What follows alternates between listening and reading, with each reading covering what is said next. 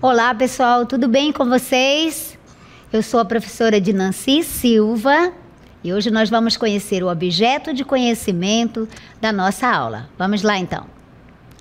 Objeto de conhecimento: relação entre textos, detalhamento, relações interdiscursivas e intertextuais entre diferentes gêneros textuais. Então, vamos à nossa aula de hoje.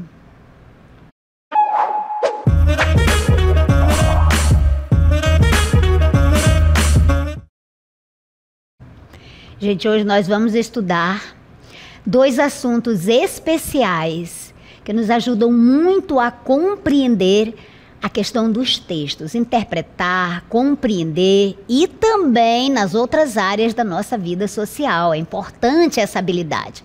Vamos lá então? Entender os conceitos de intertextualidade e interdiscursividade. Então vamos começar pela intertextualidade. Você já conheceu, você já ouviu alguém falar de intertextualidade? É possível que você já tenha escutado esta palavra, mas talvez você não saiba o que ela significa. Hoje você vai aprender sobre isso. Então, meus queridos, a intertextualidade é a relação existente entre os textos.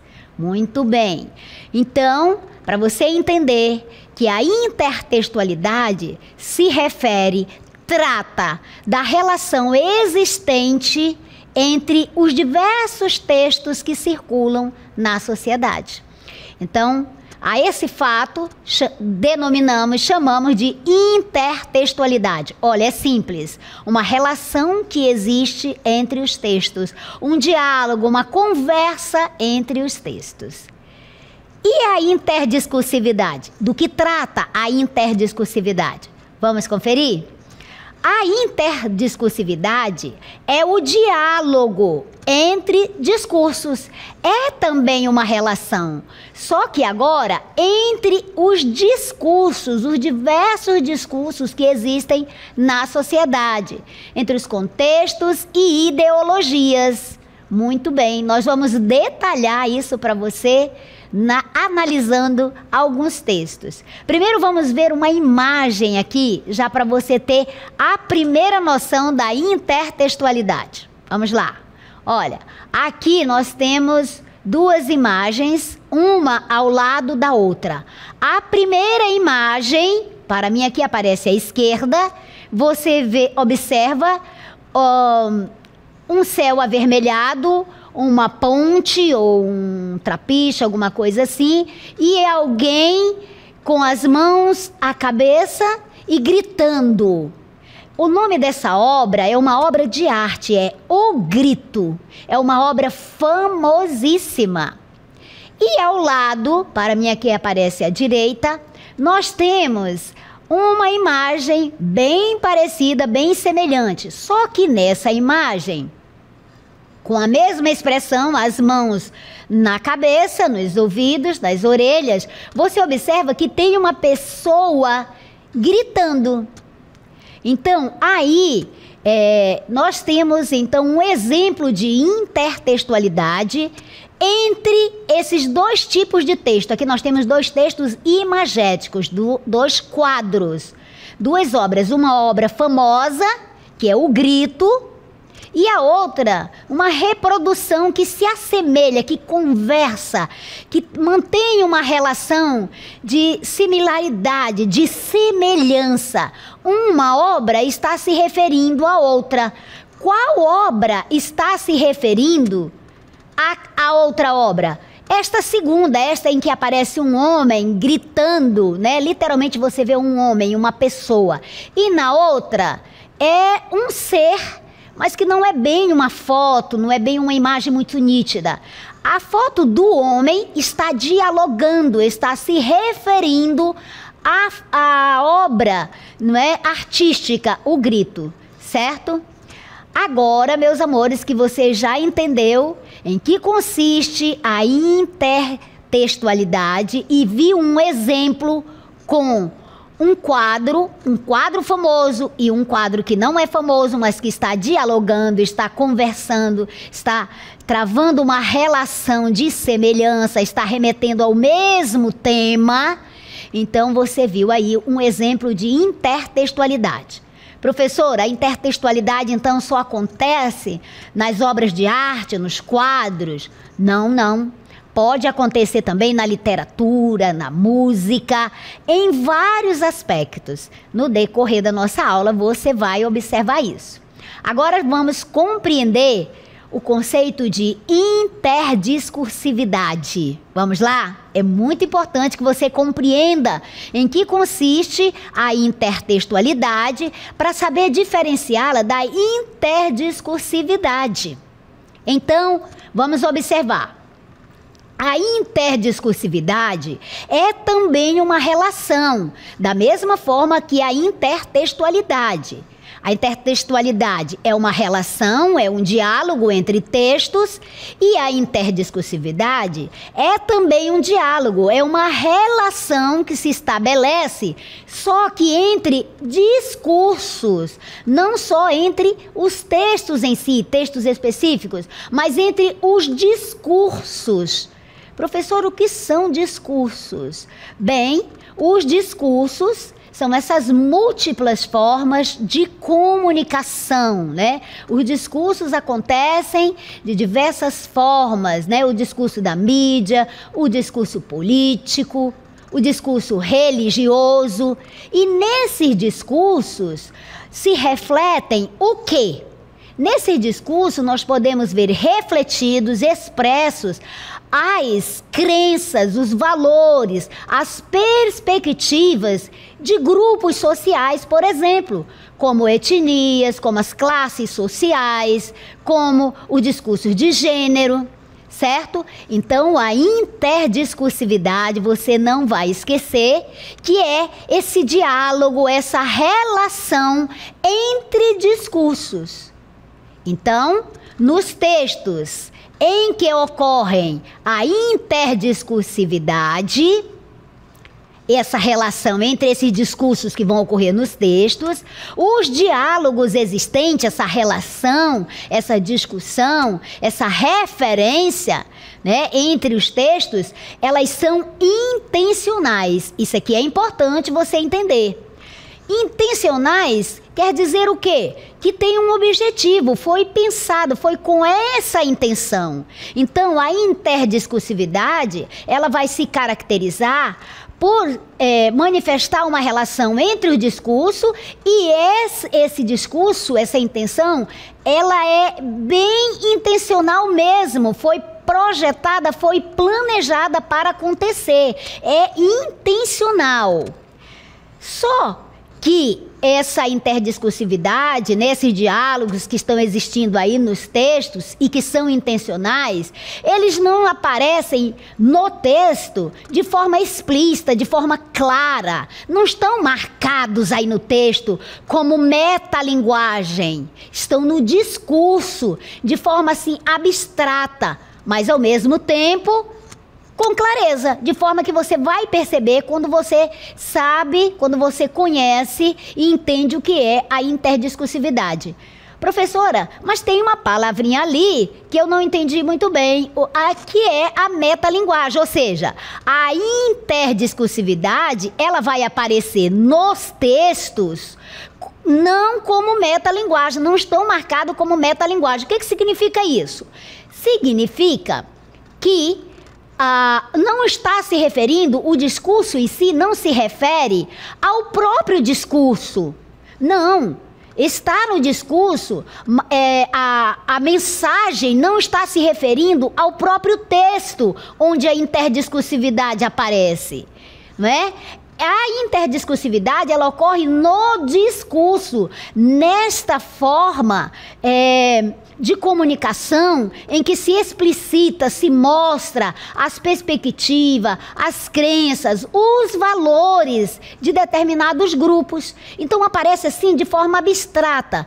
Porém, Ao mesmo tempo, também de forma clara. Gente, isso aqui ficou claro para vocês? Vocês entenderam, então, em que consiste a intertextualidade e a interdiscursividade e a diferença entre eles?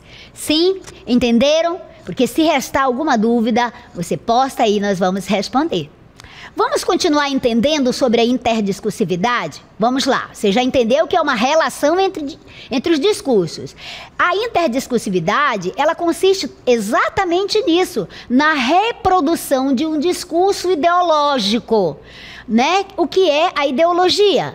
De uma forma bem simples, podemos entender a ideologia como uma visão de mundo, uma perspectiva que se tem do mundo, da realidade, em textos diferentes.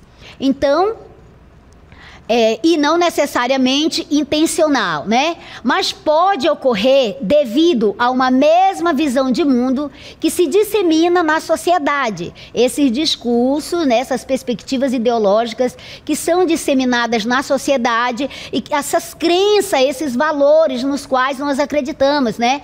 As ideologias, elas podem ser políticas, né? Então, elas se encontram nesses textos, nesse discurso ideológico, essa reprodução de um discurso ideológico, dessa visão de mundo que vai se encontrar em textos diferentes. Muito bem. Então, a interdiscursividade, ela pressupõe, ela vai exigir essa semelhança de ideias entre esses textos. Então, se as ideias são opostas, né, se elas são contrárias, não há interdiscursividade. Por quê?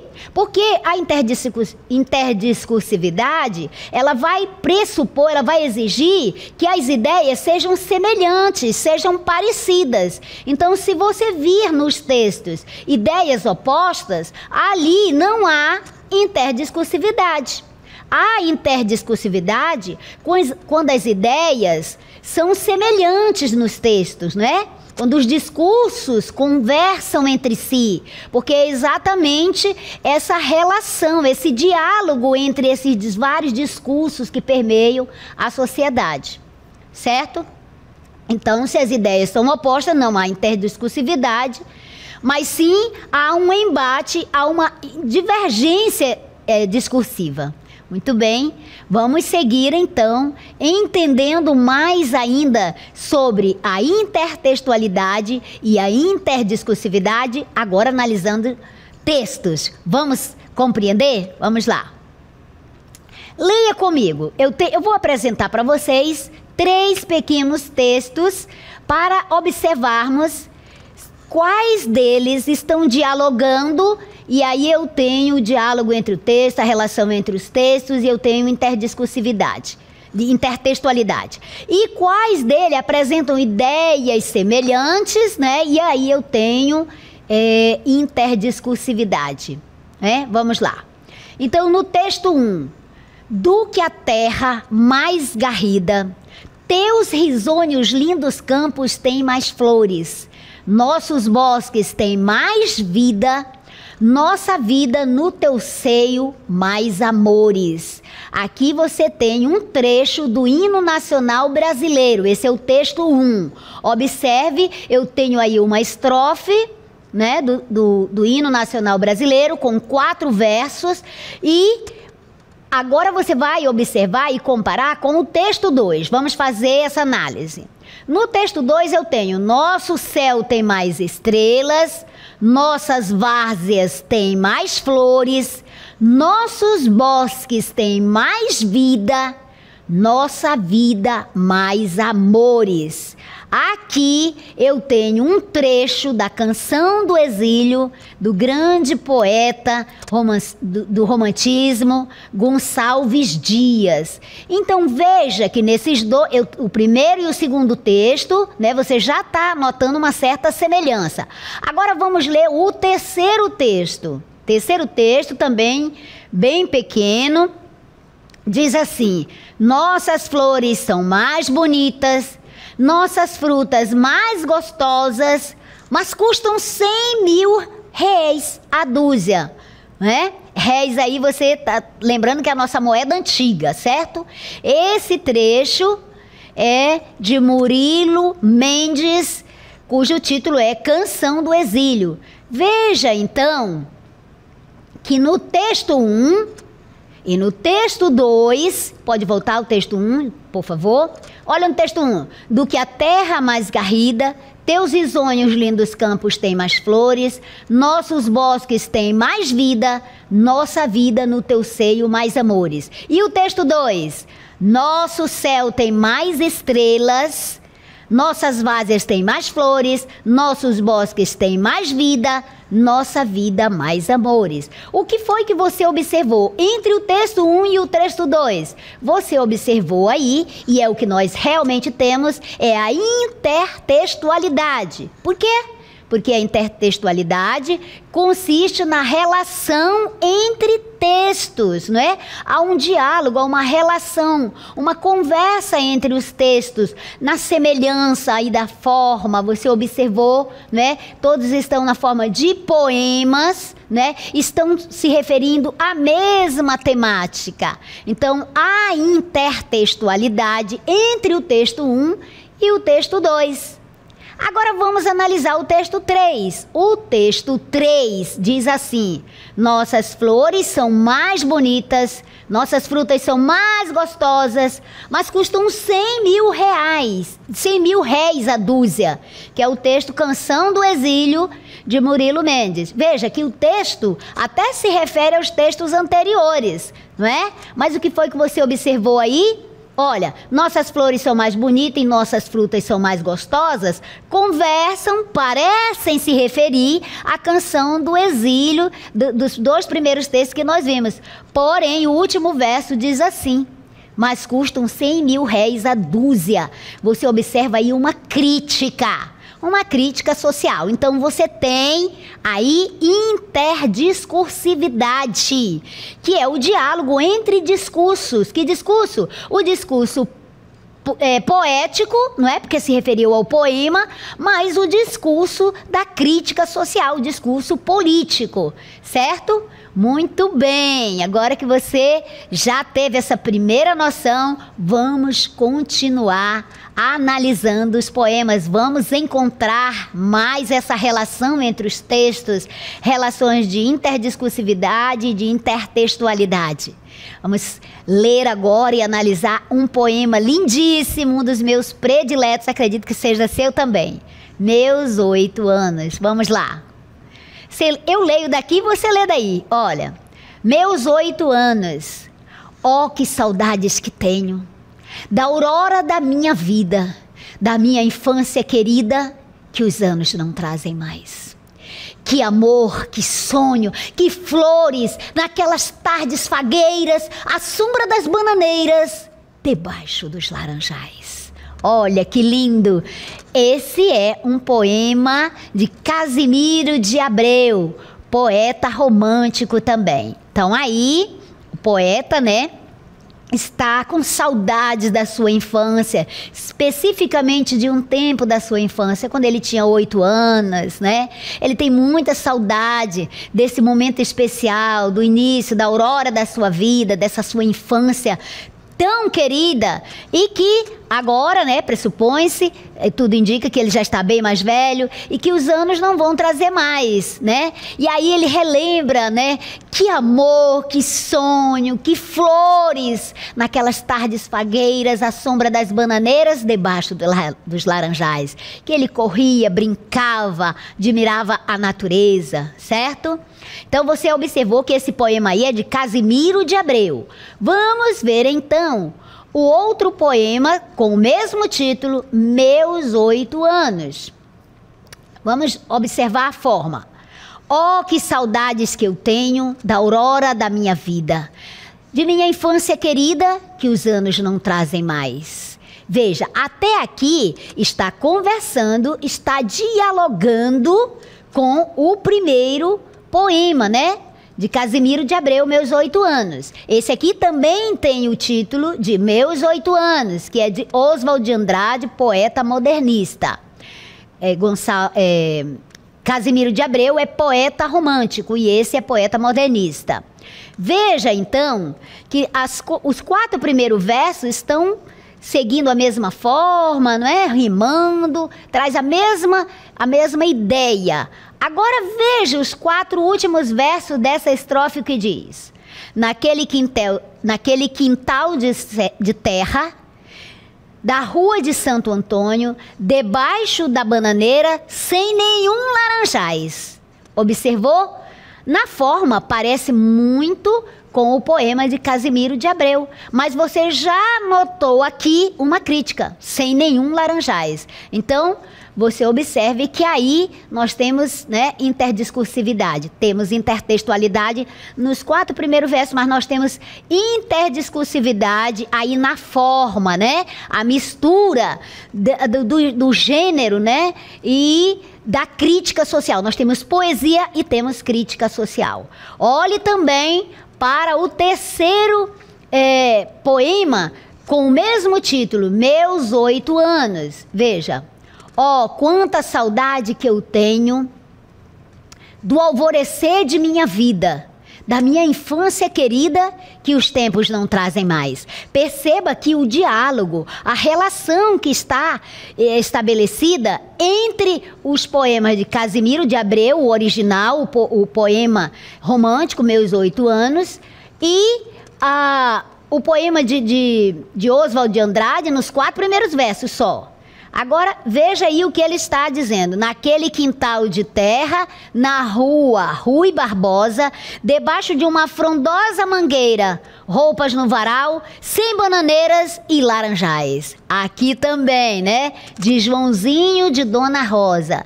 Veja que aqui você observou a interdiscursividade nos 4 versos últimos, né? Você vê aí a semelhança na forma, né?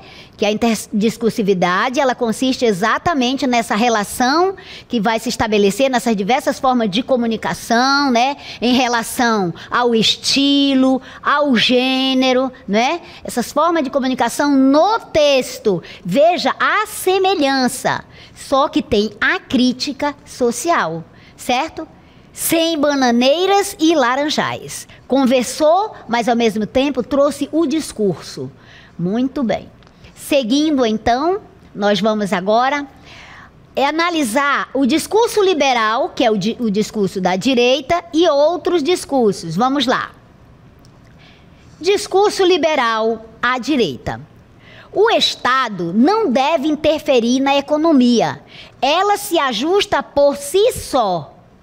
Quem disse isso foi o economista britânico Adam Smith, né, um dos grandes economistas, considerado um dos pais da economia, no século XVIII. Esse é o discurso liberal, preste atenção, né? O discurso do liberalismo, da direita, que diz assim: o Estado não deve interferir na economia. Por que não deve se interferir na economia? Porque, segundo Adam Smith, o economista britânico, a economia se ajusta por si só. Não há necessidade do Estado intervir. Aliás, na concepção dele, do ponto de vista dele, se o Estado fizer essa intervenção, vai dar problema, certo? Muito bem. Agora veja esse outro texto do economista e político português do século XX, o Antônio Pires. Vamos ver o que ele diz. Ele diz: em ambientes de concorrência, deve deixar-se funcionar o mercado.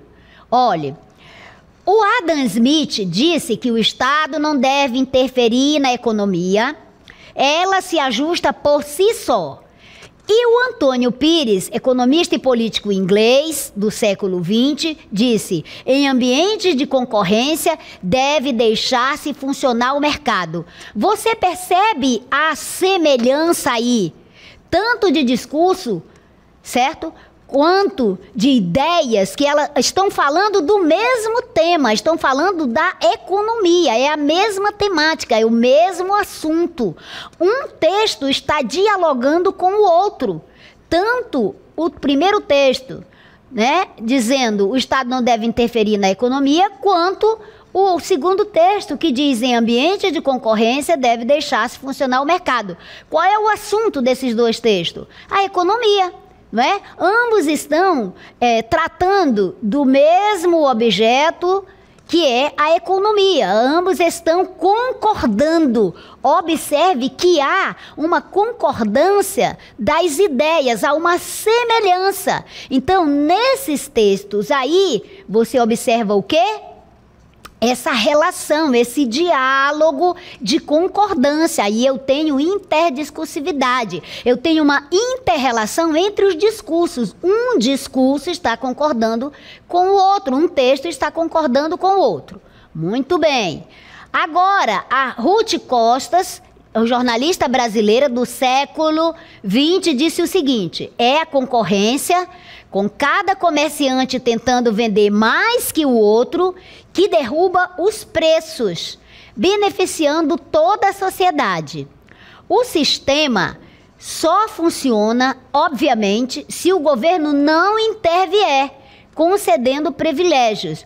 Também nesse texto, você está percebendo que há uma concordância de ideias. Está se tratando do mesmo tema. Qual é o tema? A economia. Está se falando de economia e os três escritores, os dois economistas e essa jornalista estão concordando. Então, uma semelhança de ideias, está aí uma concordância, um diálogo, uma relação que se estabeleceu entre esses textos de semelhança, de discurso. O discurso é o mesmo. Os três textos estão tratando do mesmo discurso. Aqui nós temos a interdiscursividade, certo? Muito bem. Agora, nós vamos observar três outros textos que falam do discurso socialista. Vamos lá. O discurso socialista, né, que é o discurso da esquerda, diz o seguinte. No primeiro, nós temos aí a fala de Karl Marx, economista alemão do século XIX. Karl Marx, o famoso Marx, certo? Então, o que foi que ele disse? O capitalismo, enquanto se reproduz em proporções cada vez maiores, reproduz também em número crescente a classe dos operários pobres. Bem, observe o que ele diz. O capitalismo, enquanto se reproduz em proporções cada vez maiores, reproduz também em número crescente a classe dos operários pobres. Ou seja, há uma proporção, né? Enquanto o capitalismo cresce, também cresce a classe dos pobres, dos operários que são pobres. Ou seja, cresce o capitalismo e cresce o número de operários pobres. Vamos ver o que disse Geraldo Vandré, músico brasileiro do século XX, né? Ele disse o seguinte: pelos campos há fome em grandes plantações. Será que essa expressão, esse texto, pelos campos há fome em grandes plantações, está conversando, está dialogando com o que Karl Marx diz? Ele diz qual é o sistema que nós vivemos na sociedade? Nós vivemos na sociedade capitalista. O Marx diz que, da mesma forma que o capitalismo cresce, se reproduz em proporções cada vez maiores, também o número de operários pobres se reproduz. E o Geraldo Vandré diz assim: pelos campos, né, há fome em grandes plantações. Ele está se referindo à mesma temática, à mesma ideia? Ele está se referindo ao capitalismo? Claro que está, né? Agora vamos ver também o que disse Chico Science, músico brasileiro do século XX. Ele disse: a cidade só cresce, o de cima sobe e o de baixo desce. Preste atenção, gente, que os três estão falando da mesma temática. Aí nós estamos falando de capitalismo, de economia, né? Os três se referem a essa temática, né? Então, observe que a cidade só cresce, o de cima sobe e o de baixo desce. Ele está se referindo ao desenvolvimento do capitalismo. O de cima, os capitalistas, eles sobem, conforme Marx disse, né, que se reproduzem em proporções cada vez maiores, né? E o de baixo desce. Ele está se referindo aos pobres operários, aos operários pobres. Da mesma forma que o Geraldo Vandré diz que pelos campos há fome em grandes plantações, né? Aí mostrando pobreza e riqueza. Então, esses discursos aí, nós temos aí então o discurso. Esses discursos se referem à mesma temática. Nós temos aí interdiscursividade, certo? Eles estão se referindo à mesma temática e à semelhança. Eles estão, né, semelhantes. Os discursos, as falas estão semelhantes. Muito bem, agora que você compreendeu sobre intertextualidade e interdiscursividade, nós ficamos por aqui.